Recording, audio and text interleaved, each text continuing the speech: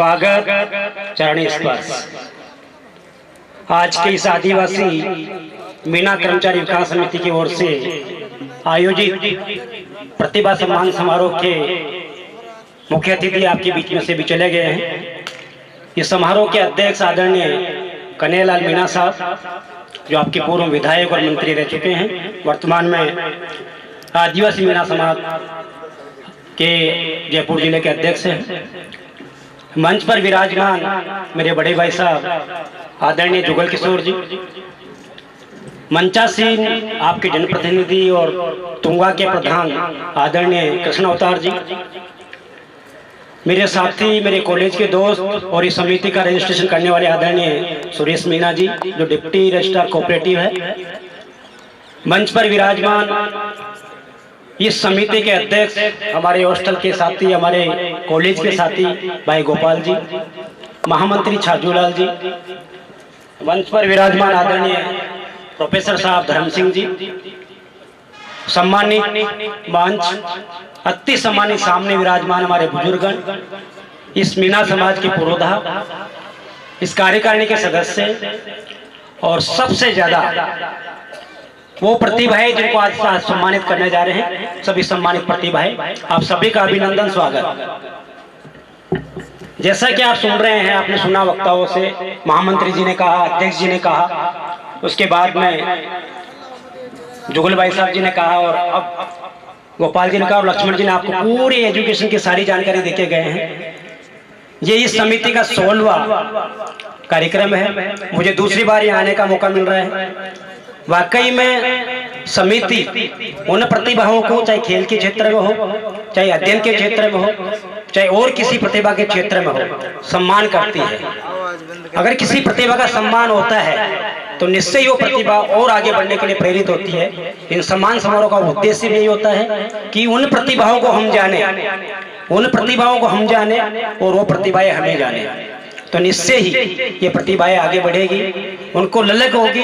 अभी थोड़ी देर पहले वक्ता बोल रहे थे, आज यहाँ है कल वहाँ होंगे। निश्चित रूप से हमारा भी समय था, कब हम आपके सामने थे, आज इधर है। तो ये समय सबका आता है और आप लोगों से हम यही उम्मीद करते हैं कि आप लोगों का समय आए, हम सामने और आप यहाँ हो, क्योंकि थोड़ी देर बाद हम भी सामने आ जाएंगे। तो इसलिए आप ही युवा है, कर्णधार है, प्रतिभाएं हैं, आप सबसे यही रिक्वेस्ट है कि आप अपनी मेहनत को बढ़ाते जाइए। कहते हैं ना कि 2 शब्द का होता है लक, 2 शब्द का होता है लक, 2.5 शब्द का होता है भाग्य, 2.5 शब्द का होता है भाग्य, 3 शब्द का होता है नसीब, 3 शब्द का होता है नसीब, और 3.5 शब्द की होती है किस्मत।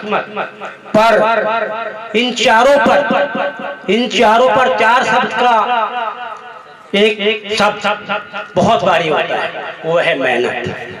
वो क्या है? मेहनत। कोई मुकाबला नहीं है, कोई सानी नहीं है, कितने शॉर्टकट बना लो, कितनी कुछ कर लो, अगर आपने मेहनत की किसी भी क्षेत्र में, चाहे खेल है, चाहे शिक्षा है, चाहे राजनीति है, मेहनत की तो निश्चित रूप से आप आगे बढ़ते जाएंगे। नहीं तो फिर पता नहीं किस कतार में होंगे, कहाँ बैठेंगे। आज तो यहाँ है, बाद में हो सकता है ये बैठना भी नसीब नहीं हो। इसलिए जितनी मेहनत कर सकते हैं, जितनी मेहनत कर सकते हैं उतनी मेहनत करें। मेहनत कैसे करें? खामोशी से मेहनत करें। मेहनत खामोश से करे, सफलता शोर मचाए। मेहनत खामोश से करे, सफलता शोर मचाए। वो मेहनत इतनी करेगी, सफलता आपको अपने आप उजागर कर देगी। मैं जा रहा हूँ 95 में MA प्रीवियस में था।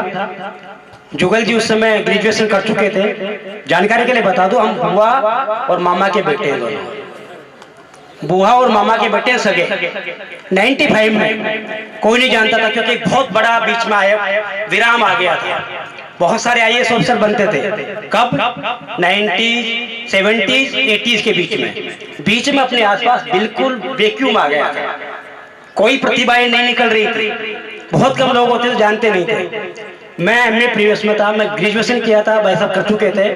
हम दोनों पहली बार मामा बुआ के लड़के IAS प्री हुई हमारी, और उसके बाद IAS मेंस हुई। कब? 95 में। मैं कब था? MA प्रीवियस में। तो तेल का बच्चा कोई जानता ही नहीं था, पर वो ऐसा बच्चा कि यार मामा और बुआ के दोनों बेटे पास हुए। और पास में हमारे जैनान के होते थे, साथ वो देते रहते थे, वो पहले से ले रहे थे। तो प्रेरणा इन लोगों से मिली। तो हम लोग आपके बीच में आने का मकसद ये होता है कि प्रतिभाएं देखें कि सब आपके जैसे हैं, आपसे बढ़कर कोई नहीं है, गांव के हैं, मध्यम परिवार के हैं और इन्हीं गरीब परिवारों से पैदा हुए हैं।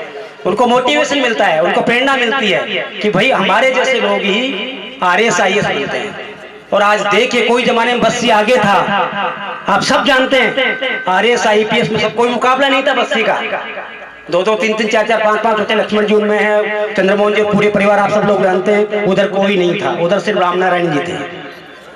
पर जब से हम लोग आए उसके बाद हम लोगों को मोटिवेशन मिला। आज बस्सी से ज्यादा जमावड़ा IAS और IPS है। ये क्यों? कि ये मोटिवेशन मिलता है कि सब हमारे जैसे हैं, कोई ऊपर से नहीं टपकते RAS IAS, कोई ऊपर से नहीं आते हैं, ये सब आपके बीच में से निकलते हैं, आपके जैसे ही है। फर्क सिर्फ इतना सा होता है कि किसी की मेहनत ज्यादा होती है, किसी की मेहनत कम होती है। जो मेहनत करता है निकल जाता है, जो मेहनत नहीं करता वही रह जाता है। मैं उदाहरण दूं, जब मैं BA में गया राजस्थान कॉलेज में, 60 लड़के फर्स्ट डिवीजन थे, 60 लड़के फर्स्ट डिवीजन, उनमें मेरिट होल्डर्स भी थे। और जब वहां से पास हुए 10 लड़के फर्स्ट डिवीजन थे। जब ग्रेजुएशन हुई, जब पूरे राजस्थान कॉलेज की ग्रेजुएशन हुई, 10 लड़के फर्स्ट डिवीजन थे, मेरिट वाले साइड में चले गए थे। ये समय कि वो मेरिट किया, वो मेहनत करी, मेरिट में आ गए। जब मेहनत नहीं की तो नीचे चले गए। तो मेहनत का कोई सानी नहीं है। प्यारे बच्चों, आप सब लोगों को इस अवसर पर ये समिति आपको प्रोत्साहित करने के लिए बुला रही है, प्रोत्साहन करने के लिए आप लोगों को आगे ला रही है। और मुझे गर्व होता है। अभी मैं कन्हैयालाल जी से चर्चा कर रहा था कि देखिए, ये प्रतिभाएं हैं, प्रतिभाएं इधर भी है, पर संख्या किनकी ज्यादा है? संख्या किनकी ज्यादा है? मेहनत करने वालों की ज्यादा है। तो कोई भी हो सकता है। तो मेहनत कौन कर रहे हैं आज के टाइम में? ये कर रही है ना? कौन कर रही है मेहनत? पर फिर भी ये भेदभाव करते हैं, फिर भी ये भेदभाव करते हैं। तुम्हें सरकारी स्कूलों में पढ़ाएंगे, उनको अंग्रेजी उसमें प्राइवेट स्कूलों में पढ़ाएंगे। पर सरकारी स्कूल बहुत अच्छे, सबके सब सरकारी स्कूलों में पढ़े हुए यहाँ पर। ऐसा कोई नहीं है। कोई मनोमगना नहीं बताना, मेहनत करना बस। अभी साहब भी कह के गए थे, अंग्रेजी मीडियम की स्कूलें खुल रही है, सारी चीजें खुल रही है। हमारे जमाने में तो छठी में ABCD शुरू हुआ करती थी। और हमारे साथ के बहुत सारे लोग IAS इसलिए नहीं मिले कि उनकी अंग्रेजी क्लियर नहीं हुई। बहुत सारे लोग IAS इसलिए नहीं बने कि उनकी अंग्रेजी क्लियर नहीं हुई। क्यों? क्योंकि वो अंग्रेजी क्लियर होती तो ही परीक्षा में IAS में दूसरी कॉपियां जांच होती है। तो बेचारे बहुत सारे रह गए। पर अब ऐसा समय नहीं हुआ, क्योंकि अब तो शुरू से आप भी अंग्रेजी पढ़ रहे हैं, दूसरे भी अंग्रेजी पढ़ रहे हैं। तो भाइयों, अंग्रेजी आज के टाइम की जरूरत है। इसलिए भी जरूरत, मैं एक उदाहरण और दूंगा। भाई साहब, हम दोनों इंटरव्यू देने गए, तो मेरे सहयोग से अंग्रेजी का बोर्ड आ गया, साउथ इंडियन। वो हिंदी जानते ही नहीं थे। जब मेरा इंटरव्यू का हुआ तो साउथ इंडियन बोर्ड आ गया। तो अंग्रेजी पूछा। अब हम थोड़ा समझ तो जाते हैं, पर बोलना मुश्किल है। गांव के जो बच्चा छठी में पढ़े तो उसको अंग्रेजी कहाँ आती है? तो बोलना उन्हें तो वहाँ एक ट्रांसलेटर भी रखते हैं कि भाई मेरी बात उसको समझा दे, उनकी बात मुझे समझा दे। पर वो समझाने वाला भी तो ढंग का होना चाहिए ना। वो समझाने वाला मैंने समझाया, उसको उल्टा बोल दिया, बल्कि तो मेरा तो उल्टा हो गया, बेटा गर्म हो गया। तो इसलिए अंग्रेजी भी बहुत जरूरत है। कहते हैं ना, गाँव में कहावत है ना, बोलने वालों के तो क्या बुक जाते हैं, क्या बुक जाते हैं, और नहीं बोलते उनके रास ही नहीं बिकती। तो इसलिए बोलना बहुत जरूरी है। बोलने की कला भी आप में बहुत जरूरी है। नहीं बोलोगे तो कोई नहीं जानेगा। कई लोग ऐसे होते हैं कि काम बहुत कम करते हैं पर बहुत ज्यादा सुनाते हैं, तो यार यही करने वाला है। और कई लोग ऐसे होते हैं जो काम तो करते हैं खूब और बोलते नहीं, तो लोग सोचते हैं यार ये कुछ नहीं कर रहा है, ऐसा ही है, ये लड़ा। तो इसलिए वाक पटुता भी जरूरी है। वो भी जरूरत चीज है कि आप उसको भी बोले। मैं आप लोगों से इस मंच की बात, क्योंकि सभी का सम्मान होना बहुत टाइम है, वो दो चार बातें बात करूंगा आप लोगों से कि आप लोग खूब मेहनत करें। मेहनत उतनी करें कि दूसरे को भी फायदा मिले। कई बार आप अपने लिए करते हैं, अपने लिए करते हैं तो वो ज्ञान सीमित रहता है। आप ग्रुप डिस्कशन करेंगे, आप अंग्रेजी में होशियार है तो दूसरे बच्चों को पढ़ाएंगे, दूसरा गणित में होशियार तो आप उससे सीखेंगे, तीसरा साइंस में तो आप उससे सीखेंगे। तो आप सब आपस में मिलजुल कर चर्चा करें तो निश्चित रूप से आप लोगों को सबका जो जिसमें कमजोरी है वो भी पूरी हो जाती है और आराम से सब की नैया पार हो जाती है।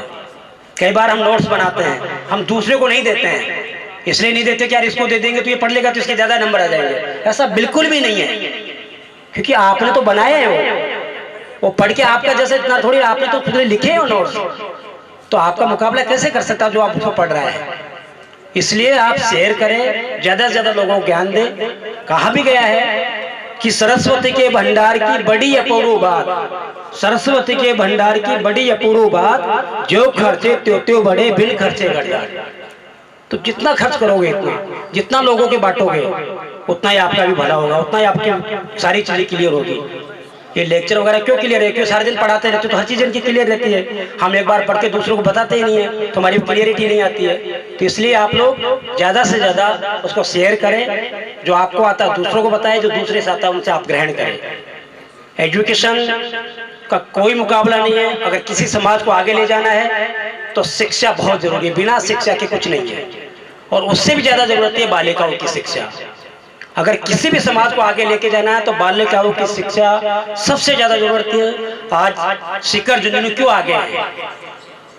बहुत मेहनत करते हैं, पर उनकी कहीं भी चले जाओ आप धौलपुर के बीड़ों में, करौली के जो डांग में जाओगे, वहां भी आपको झुंझुनू की नर्सेज मिलेगी, झुंझुनू की टीचर्स मिलेगी। कोई गम नहीं कि कहाँ की नौकरी कर रही है। कोई जमाने में नर्सेज केरल की हुआ करती थी, आप देखते हो हॉस्पिटल में, आज सब खत्म हो गई। आज सब कहाँ की है? शेखावाटी की। तो अगर किसी भी समाज का आपको भला करना है तो आप लोग अपनी लड़कियों को पढ़ाओ, बालिकाओं को पढ़ाओ। तो निश्चित रूप से आप जानते हैं, सभी जानते हैं कि एक साथ दो दो घरों का भला होता है और आप लोगों का भी भला होगा। तो निश्चित रूप से अपनी बालिकाओं को आप अशिक्षित नहीं रखें, उनको ज्यादा से ज्यादा पढ़ाए। और ये सिद्ध कर रहा है आपके सामने कि आपने पढ़ने का मौका दिया तो आज लड़कों से ज्यादा है। अभी परसेंटेज आई सबसे ज्यादा लड़कियों की, आपने देखा भी मंच पर सम्मानित किया गया। तो ये लड़कियां आप लोगों को बहुत आगे ले जाएगी और ये भागी भागी भी आएगी आपके लिए, ये भागी भागी भी आएगी आपके लिए। बेटे को सूचना मिली बाहर है, माँ बीमार है, बाप बीमार है, फोन किया, फोन नहीं लग रहा साहब, आ जाऊंगा, हमारी को छुट्टी नहीं मिल रही। और इनको तो छुट्टी उट्टी अगर सुन लिया ना माँ बाप बीमार है तो छुट्टी खुद तो आएगी, पति को भी साथ पकड़ के लेगी, छुट्टी गई बाहर में, चल मेरा तो माँ बाप बीमार है, चलो चल तुरंत। तो इसलिए इनको पढ़ाओ, जो अपने आप सारी सेवाएं होती रहेगी। तो बालिका शिक्षा बहुत जरूरत है। साहब ने भी, एमएलए साहब ने आपसे काफी चर्चाएं करी कि वास्तव में शिक्षा का हब बन रहा है बस्ती, न केवल एक फैकल्टी की बल्कि जो भी तकनीकी युग की जरूरत हो, सारी फैकल्टीज आज यहाँ पर आ रही है।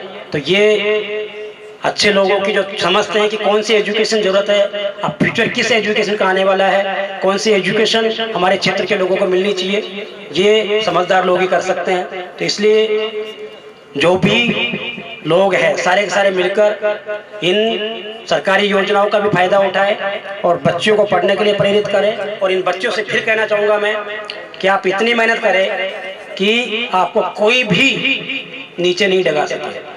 अभी बच्चे से पूछ रहे थे क्या बनेगी, बिल्कुल 94% है। लोग कहते हैं 94% बनी तो आप तो साइंस लो ना, क्यों जाते हो इधर? बहुत अच्छा बेटा, ऐसा ही बहुत अच्छा, कोई बुराई नहीं है, आर्ट्स सबसे अच्छी होती है।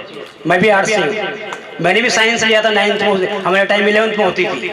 मैंने सोचा कि साइंस बढ़ के करना क्या है, बनना तो साइंस लेने के बाद भी लोग RAS IAS ही बनते हैं, तो फिर क्यों फालतू मुझे इतना टाइम वेस्ट करें। और छोड़ दिया मैंने साइंस और आर्ट्स में आ गया और फर्स्ट अटेम्प्ट में RAS बन के आपके सामने हूँ। तो निश्चित रूप से आपकी जो आपने सोचा है अच्छी चीज है। कोई भी फैकल्टी बुरी नहीं होती, चाहे साइंस हो, चाहे कॉमर्स हो, चाहे आपका आर्ट्स हो, चाहे दूसरी टेक्निकली हो। आप लोगों को बस किसमें इंटरेस्ट है वो लेना चाहिए, किसी के दबाव से कुछ नहीं लेना चाहिए। आपको जिसमें इंटरेस्ट है, बायो में है, मैथमेटिक्स में है, कॉमर्स में है, जिसमें भी आपका इंटरेस्ट है उस सब्जेक्ट में आपको आगे पढ़ाई करनी चाहिए, दबाव से नहीं। अभी एमएलए साहब ने कहा था कि लक्ष्य वास्तव में बड़ा रखना चाहिए, तो निश्चित रूप से नीचे तो मिलेगा ही मिलेगा। मैंने भाई साहब से कहा था, भाई साहब नौकरी तो 3 ही करनी है जिंदगी में, चौथी तो करनी ही नहीं है। 3 ही नौकरी करनी है जिंदगी में, चौथी नहीं करनी है। सोच सकता है कोई गरीब आदमी जो मेरे को जानते हो, जानते क्या स्थिति परिवार की। मैंने सोचा नौकरी 3 करनी है, चौथी नहीं करनी है, या तो IAS या RAS या कॉलेज का लेक्चरर। और भगवान की दया से फर्स्ट अटेम्प्ट में IAS का इंटरव्यू भी दिया, फर्स्ट अटेम्प्ट में RAS हो गया, कॉलेज लेक्चरर भी बन गया। और ये भाई साहब चाहेंगे तो IAS भी बन जाएंगे। तो सोच लो आप, सबके घर एक जैसे हैं, सबके घरों में। अब तो कहते हैं ना पहले माटी के चूल्हे थे, अब धीरे धीरे उसके आ गए होंगे, सबके में आ गए होंगे। क्यों? आजकल रसोई गैस के चूल्हे सबके में आ गए, कोई नई बात नहीं है। तो सबके एक जैसे ही, कोई ज्यादा अंतर नहीं है। आप तो सोच लो, बस सोचना है और उस लक्ष्य को पाने के लिए मेहनत करनी है। क्या कहा था कलाम साहब ने सपनों को लेकर? क्या कहा था? सपने वो होते हैं जो क्या है, जो सोने नहीं देते। क्योंकि सपनों को पूरा करना चाहोगे तो नींद आएगी, तो सपने कैसे पूरे होंगे? सपने तो तभी पूरे होंगे जब आप मेहनत करेंगे।